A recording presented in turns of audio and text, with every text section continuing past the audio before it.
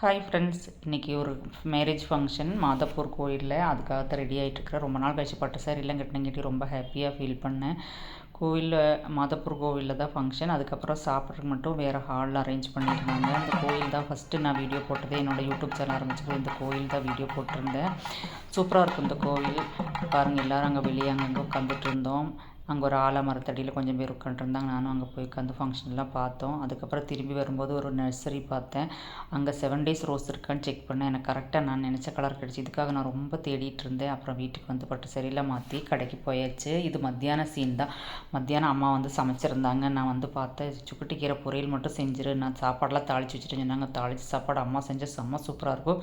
Lemon சாப்பாடு, தயிர் சாப்பாடு செஞ்சுருந்தாங்க. நான் சுக்குட்டி கீரையை மட்டும் கொஞ்சம் தேங்காய் எல்லாம் போட்டு வணக்கி வச்சுருந்தேன். அதுக்கப்புறம் பருப்பு நல்லா வறுத்தரைச்சி சட்னி செஞ்சுருந்தாங்க. அந்த பருப்பு சட்னி செம்ம சூப்பர் டேஸ்ட்டாக இருக்கும். புளியெல்லாம் வச்சு அரைச்சிருப்பாங்க. பூண்டெல்லாம் நல்லா ஸ்மெல்லோடு இருக்கும்.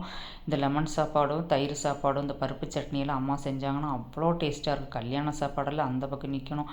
நான் கல்யாண சாப்பாடு வீட்டில் இது பிரேக்ஃபாஸ்ட்டு தான் சாப்பிட்ருந்தேன். அதனால் லெஞ்சு தான் வீட்டில் சாப்பிட்ருக்குறேன். இந்த டேஸ்ட்னா அல்டிமேட்டு தான். அம்மா செஞ்சாங்கன்னா தாளித்த சாப்பாடு நல்லா ருசித்து சாப்பிட்டேன். இந்த வீடியோ பிடிச்சிருந்தா என்னோடய சேனலை சப்ஸ்கிரைப் பண்ணுங்கள். தேங்க்யூ.